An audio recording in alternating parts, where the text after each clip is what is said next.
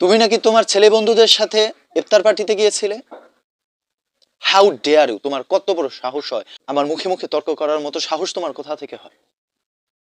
তোমার কি মেয়ে বন্ধুর অভাব পড়েছে? তুমি তোমার ছেলে বন্ধুদের সাথে এবং মেয়ে বন্ধু সবাই মিলেমিশে তোমরা ইফতার পার্টিতে গিয়েছো। না, ভুলের কোনো কিছু হয়নি।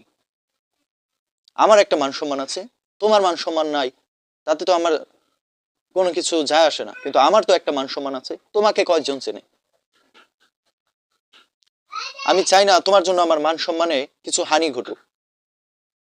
নেক্সট টাইম আমি যেন তোমাকে আর কখনোই না দেখি। ইফতার পার্টিতে যাবে ভালো কথা, তোমার মেয়ে বন্ধুর অভাব পড়েনি, তোমার মেয়ে বন্ধুদের সাথে যাবে, তাদের বাসায় ইফতার করবে, তোমার টাকা লাগলে আমার কাছ থেকে নিয়ে যাবে। তাই বলে তুমি তোমার ছেলে বন্ধুদের সাথে এখানে সেখানে গিয়ে তুমি ইফতার পার্টি করতে পারবে না।